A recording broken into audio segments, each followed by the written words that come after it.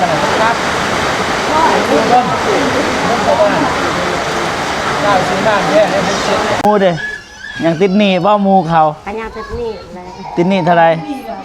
ล้าน3 ล้านเลย3 ล้านแต่ว่าตอนนี้มีอยู่2,500,000จะไปหาอีก500,000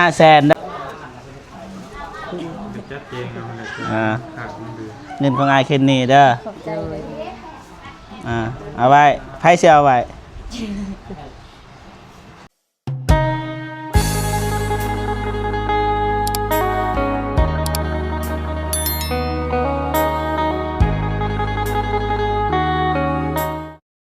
โอเคพี่น้องเนาะเปิดภาพมาอยู่ที่บ้านน้องพินคือเก่าพี่น้องเนาะมื้อนี้ก็เป็นมื้อขึ้นบ้านใหม่พี่น้องเอ้ยขึ้นบ้านใหม่ของน้องพินนะทางทีมงานเฮาก็มาแสดงความยินดีแล้วก็บ่เจ็บก็สิเอาเงินไปให้น้องเพิ่นนะเพราะว่าเงินน้องเพิ่นก็มื้อนั้นนำบ่เจ็บก็4 ล้านเงินของอ้ายเคนนี่แต่ว่าบ่เจ็บซื้อของเบิดไป1,540,000แสดงว่านำบ่เจ็บยังเหลือ2,400,000ปลายแต่ว่าเฮาสิให้2,500,000เลยพี่น้องเนาะให้น้องเพิ่นเพราะว่าได้ยินข่าวว่าน้องเพิ่นยังติดหนี้ค่าหมู่หยังนะหมู่ที่นี่แหละขึ้นบ้านใหม่ก็บ่เจ็บก็บ่ได้ซื้อหยังมื้อนี้นะเพราะว่าทางอ้ายนงแล้วก็ไอ้เตียงเพิ่นซื้อครบเบิดแล้วเมื่อคืนก็แสนหาน้องเพิ่นก็ว่าก็มีเบิดแล้วพี่น้องเอ้ยแต่ว่าสิเอาเงินสดที่น้องเพิ่นก่อนพี่น้องนะกับทักทายสบายดีเด้อพ่อพี่น้องเบิดสุขสุขคนพี่น้องนะถึงดีตอนรับเข้าสู่2บ่าวเก็บชาแนลคือเก่าเนาะไปไม่ได้ว่าขึ้นเทิงเฮือนก่อนพี่น้องไปหาทางทีมงานแล้วก็เอาเงินมอบให้น้องเพิ่นก่อนพี่น้องไปเถอะเต็มเลยพี่น้องไปดีเด้อสบายดี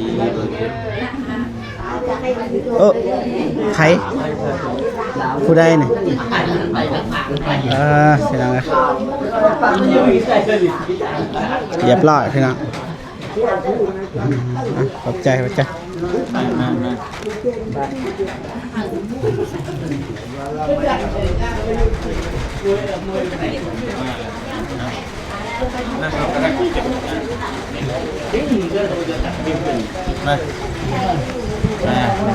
นั่งใกล้แล้วนั่งใกล้แล้วนั่งเลยตะเมาะเตะแม่คืออยู่ตลอดเรื่องขึ้นสมัครนักเขียนดีคืออยู่คนนี้ไรเน่งบ่เบาดีใจเด้อ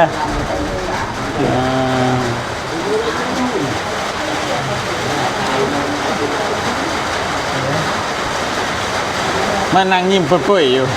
บอกยังก็บอกแม่กับน้องมันบ่จักสิว่าอีหยังพี่น้อง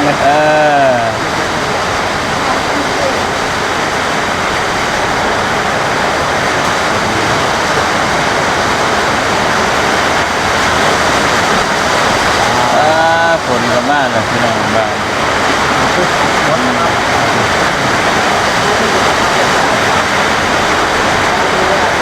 กลัวป่ะกลัวหรือเ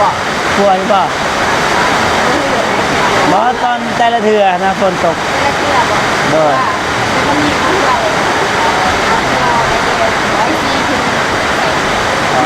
เก้าบ่ปลายซื้อมาบ่เก้าไม่บ่เก้ากันนะครับต้นเก้าซื้อน้ำแย่ให้เป็นเช็ดใส่โคนพ่นบ่ต้องล้างมือ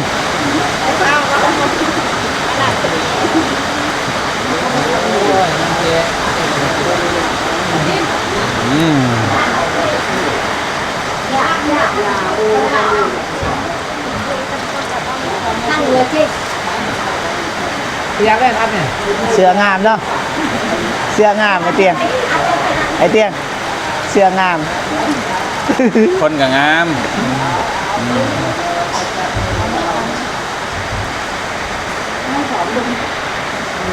เบิ่งเดียว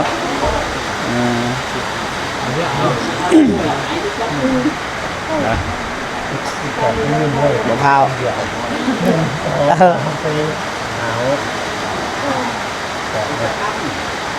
บ่หัวเลยเพราะว่าใส่กาว มันบริอัพเลยบอกเพื่อนมาเป็นเพื่อนที่ไหนทำง่ายมองว่าเยอะแยะอย่างนี้ เฮ้ย นั่นแหละอาหารการกินพอบ่ เลยก็พวกนั้นเนาะ ดีแล้วจ้ะ เป็นยังเนาะ งานดี ยัง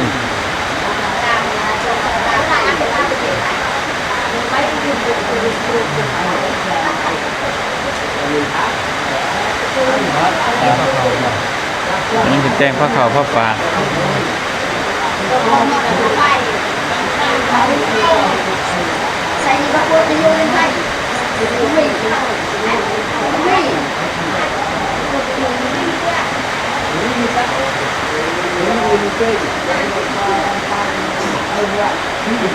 เบิ่งหันบ่อ๋อเจ้านอนอยู่นี่พอดีเลยพี่น้องเอ้ยสบายครูบามาเคาะกักกักกักกักฝันดีบ่เมื่อคืนนี่บ่ได้ฟันบ่แสดงว่าบ่ได้นอน นอนได้นอนอยู่ก็ได้ฟันเนี่ย ดีใจนำเด้อเรียบร้อยแล้วแต่ก่อนจนสินีไปทำงาน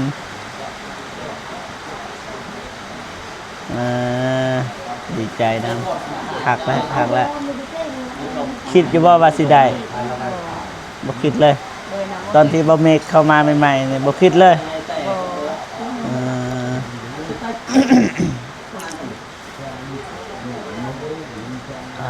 เต็มนะเครื่องเต็มเลย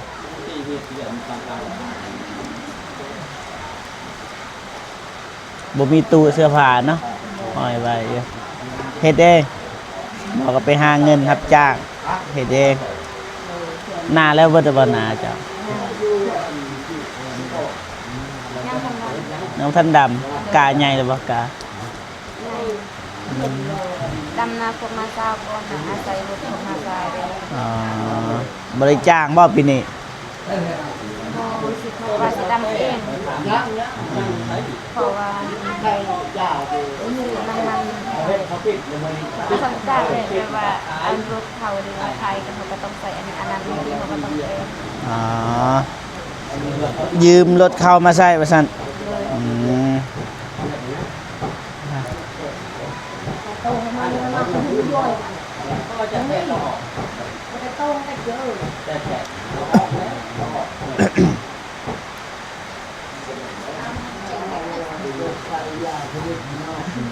บ่มีคำเว้าเลยมืดตึบ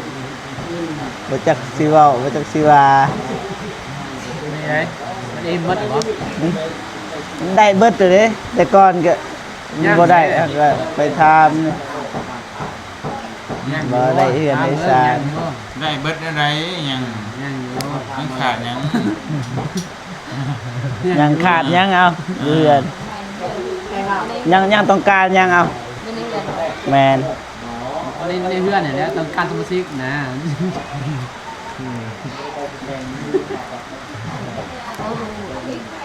ยังต้องการยังในเฮือนในศาล มีอะไรเนาะมัดอยู่เนี่ย มีเบิดแล้วเนาะถ้วย เป็นไหวแล้ว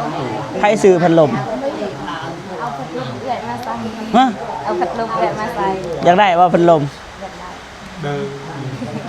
เป็นดี อ้าวเอาพัดลมมันก็ว่าพัดลมเพราะว่าเรายืมพัดลมเอื่อยแล้วมาใส่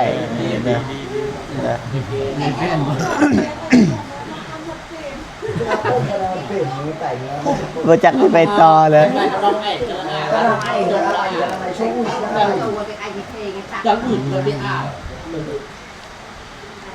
ได้ หมอนเนาะคนตกเนาะ อากาศมันร้อนนะอยู่นี่นะได้มาแล้ว เนี่ย เสร็จเฮ้ย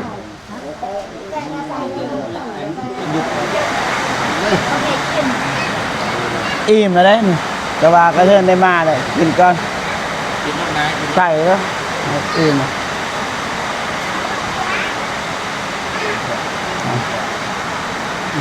ักได้พอนักเขา กิน ไม่ยังเลยน้องพิน มันเป็นของหอมเลย บ่ เอา บ่น้องพินชิ้นยังนี่ชิ้นหมูบ่ เส้นหมูแกงเอาพอดีบ่ จังหวะพอดีแล้วแซ่บใครเห็ด ราคา ตัวน้องเห็ดตัวอะไร น้องน้องวัฒนน้องคอยแบบน้องคอยเขาน้องเห็นอันนี้อันนั้นน้องวัฒนเห็น อืม ว่ากันบ่แม่นน้องเฮ็ดบ่กินเนาะ กินอยู่จังบ่แซ่บคือน้องนะว่านี่ กันมันก็เอาเนาะ อันนี้นี่กับผู้บ่าวนี่กับผู้บ่าวนี่กับผู้บ่าว อยู่กันนานเบิดมีเดินมางานอยู่กันนาน เอากับผู้งามผู้ขี้ไล่แล้ว มาเพิ่นมาหน้าที่ไหลใจจ โอ้ เนี่ย อันนี้งามอันนี้บ่งามบ่ได้นี่คนละ ตั้งใจงามน้ำเนาะ ก็น้อยเอาผู้งามเฮาก็บ่ได้ได้ไปเรานอนคนมันยังไปทางไหนได้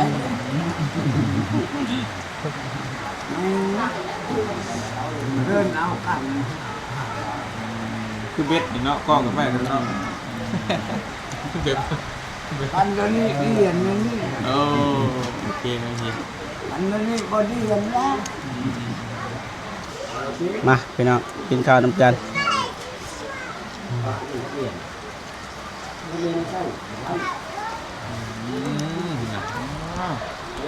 แถมไก่ แม่เลย ไก่ แม่เนาะย่างไหนผุนเนี่ย โอ้ลืมเบิ่งจะโซ่อีกเด้อ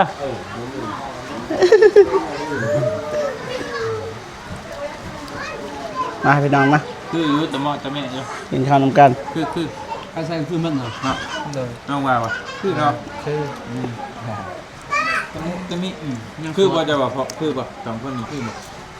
อันนั้นใจคือมันคือเมื่อนั่งคือจะใจบ่คือ มันต้องวัดกันดีใจเนาะ ใจ โอเคโอเค อันดับหนึ่งใจ แล้วเบิ่งในสายตาพ่อคืออยู่บ่ชมๆอยู่เนาะ ยังติผู้ชายวันหน่อยหนึ่งผู้ชายงามแล้วผู้ชาย เฮ้ยงามเลยผู้สาวก็งาม คือว่าจะซ้เราแตงมากระขัก ผู้ชายก็แต่งงาน เด้แต่งเด้ศพแดง เป็นเงิน มื้อนี้งามกว่าปกติ อยู่เพียงแบบ มาตะมอนตะแม่หากว่ามีเป็นผู้ชายกันคันผมดำมันคือเลยผมมาถึง เงา มา เพิ่น ถึงคำว่านะครั เพิ่นมาแต่เกาหลีเด้เพิ่นก็นะเดี๋ยวมันก็ดำเฮิงไปมันก็ มา ดำ ตอนเขาไปเกาหลีเขาเอาผมเกาหลีตอนเขาเล่าเอาผมเล่า เดี๋ยวฝนตกทีรู้มันก็ร้อนออกดอก ไปหน้าคู่มือเนาะหน้าเราต้มใส่ หวานก็เปิดแล้วเขาขาย แล้วมันจักอีกได้บ่นี่นี่ต้องไปหั่นโอ้ยเนาะ บ่มีบ่วง ฮะ บอกอะไรนะ มียังน่ะ บ่มีบ่วงบ่เบิดบ่ บ่วง เขามาแล้วอิ่ม เอาอิ่มแล้วมานี่ผู้สาวพูดผู้สาว มานั่งน้ำมูพี่อ่ะ เออ นั่งน้ำน่องนุ่งกับน้องอายน่ะ นั่งคนเดียวนะ ผู้บ่าวอ้อมคางอ้อมเอวอยู่ มา มาช่วยน้องเนี่ย ดูคนเดียวเพื่อนหันมวยกันมูดูคนเดียวอันแต่ว่ามันมีคู่ นี่ก็มากินไหน ท่านไงนี่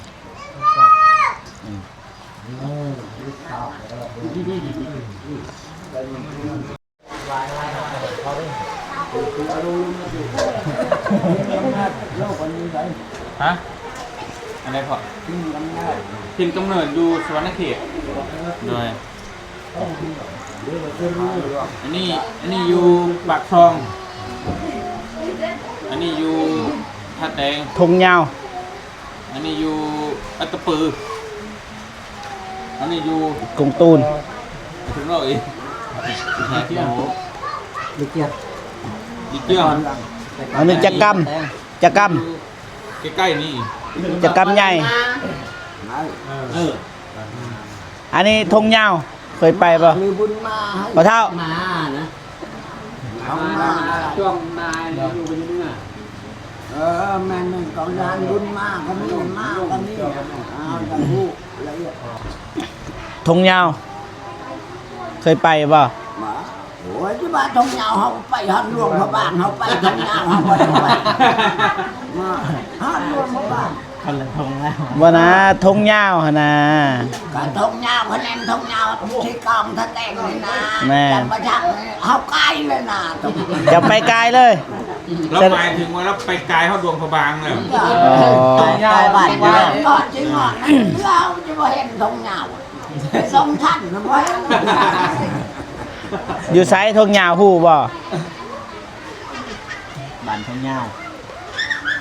ทงยาวทงโก้งทงไหวาย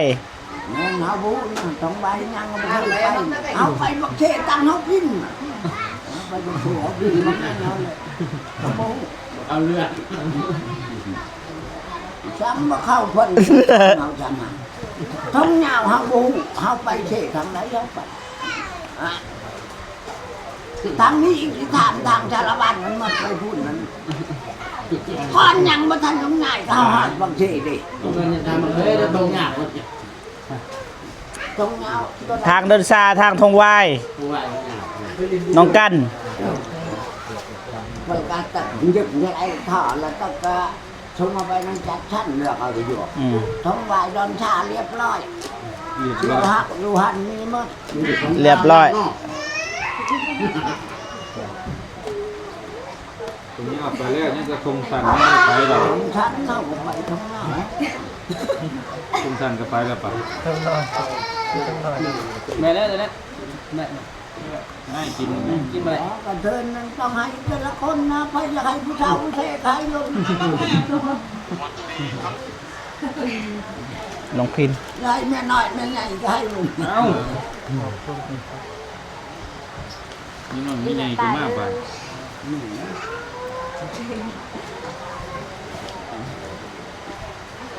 เฮ้ยแม่มาแม่นับตัวหากว่า ครับ กลับป่ะ ทำเนี่ย จะได้เดินทางได้วันนี้เด้อไปเบิ้ง มา เดือนเบาเจ็บซื้อเครื่องซื้อของมื้อนั้นพี่น้องนะซื้อเครื่องมื้อนั้นก็ ยังหน่อยหนึ่ง 1,540,000เห็นปะยังเหลืออยู่2ล้าน เก็บไก่ไปไว้แล้วเนาะ 2ล้าน400,000ปลายเนาะ460 ยังชนใจเลย 2ล้าน460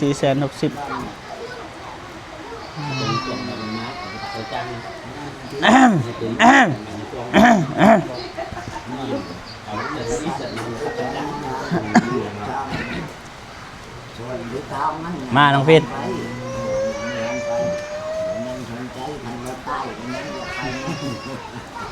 โอเคพี่น้อง อันนี้ยังไม่ได้เด็กหน่อยยังไม่ อะไรอีก เอาแล้ว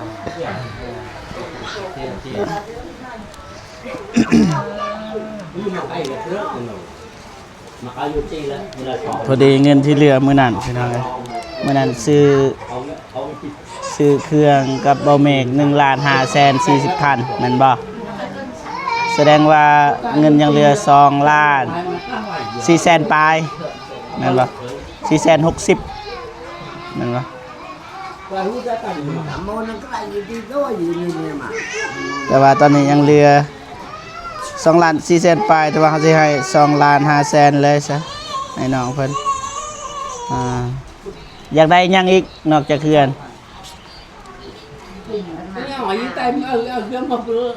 ตั้งพระจักรไต่บ่ยันบ่มีขึ้นก็จะขึ้น อ้าว มัน ว้าว ตัวก็บ่มีอันนั้นของน้ำ ไป ก็ เต็ บ่ ม มี อันนั้นพัดลมอยากได้บ่พัดลม จากลูกก็ อยากได้บ่พัดลมมันฮ้อนแน่นี่ยืมพัดลมเขาอยากได้หยังอีกที่เขาโอเคเพื่อนพี่น้องมีแต่ว่าเขาสิมอบเงินให้น้องเพิ่นซะเพิ่นอยากซื้ออิหยังก็ซื้ออ้ายบอกนั่นแหละเงินที่เหลือมื้อนั้นเด้อบอกให้เซตหาบ่เซตหาว่าบ่มี ชาติเด็กอะน้องบริสุทธิ์ ครบเบิดแล้วเนาะหมู่เด้ยังติดหนี้บ่หมู่เขา ปัญญาติดนี่เลย ติดหนี้เท่าไหร่ ทำร้าน 3 ล้าน เลย 3 ล้านแต่ว่าตอนนี้มีอยู่2ล้าน5แสนจะไปหาอีก5แสนเด้อแล้วก็ใส่หนี้เขา ไปหาทางใด เอ้า ของอ้ายนี่เงินอ้ายมอบให้ว่า กับเงินไอเตียงให้เมื่อวานนี่สมทบใส่กันเนี่ยเรืออยู่ โดยเขาบ่เห็นคอยไปเป็นทางลุงเขาบ่เห็น ไปลิ้น ลูกลูกว่ามากอ่ะเขาบ่เห็น น้องเมียนเองเลยน้องสมทบดี เดี๋ยวน้องจัดการเองเลย เด้อเด้อ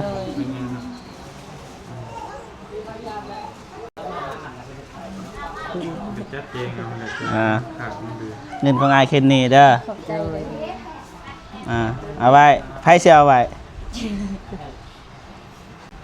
จ้ะ ยานแม่ไปลิ้นเบิดเด้ โอ้ยดังคอยแมนดังคอยไปกินเบียร์กินเหล้าเลย โอ้ กันบ่มีก็ให้ใช้มือ องค์มื้อใดองค์ลง วันจันทร์ วันจันทร์บ่สิ จะมาบ่ ฮะ จะอยากมา ก็บ่ฮู้แล้วเฮาสิขึ้นสวรรค์ เขาก็บอกพันเนาะอันนั้นโทรหา เฮาสิขึ้นสวรรค์ ตอนได้จะว่าเด็กจะขึ้นสวรรค์ กินข้าว มื้อนี้แหละกินข้าวเรียบร้อยก็ไปเฮาสิไปสวรรค์แล้วขึ้นสวรรค์น่ะเด้อเอาบ่อยู่แล้วอยู่นี่ เจ้าไปฉลับอามาอันนั้นชาวบ้านก็คอยก็บ่เป็นสิไปนำกับเจ้า องค์ คอยก็อยู่นี่ บอกองค์ไปเอิ้น เอ้าแม่นแล้วได้เชิญองค์บ่อยากมาก็มันกำลังเรามาตัวนี้ โอเค อวยพรช้าอวยพร โอเคมีแต่ว่าฝากให้น้องขอบอกขอบใจขอบคุณอายเพิ่นเด้อชื่อไอเคนนี่เด้อปะพนมมือ ขอบคุณอายคนนี้และคุณยายใจดีทุกท่านในนาเชียงของเรามีขออนุโมทเจ็บเลยบาบอทั้งตาบอและทีมงานในรายคนเพื่อสุขทุกคนในเอฟซีทุกท่านใจเป็นดีติดตามแล้วก็หัวดีแห้งไปในทางปลอดภัยต้องเป็นได้คนไปยาสุนีพัฒนาสิ่งใดก็ให้ได้สิ่งต่างพัฒนาก็ให้ร่ำรวยขอให้มีวันนี้สาธุ สาธุแต่จังสั่นเด้อเอาก็ด่วนนะสิกลับแล้วเด้กลับพูนขึ้นสวรรค์ ไปลงให้ชิบุได้ไปสวรรค์ได้ตกนรกให้ มาอย่า เหมือนพี่น้อง ไปเมื่อกันเด้อน้องพินเด้อได้ อย่างจะบอกว่ากิน บ่ได้แล้วเขามีแล้วโดยขอบใจหลายๆ ตักลายอ่ะ โอเคว่าพี่น้องนะสั่งเบาจิบแล้วก็ทีมงานขออนุญาตเดินทางก่อนเด้อพี่น้องเด้อเจอกันคลิปหน้าพี่น้องเนาะสำหรับคลิปนี้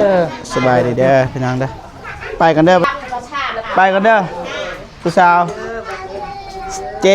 เสียเลยไปบ๊ายบาย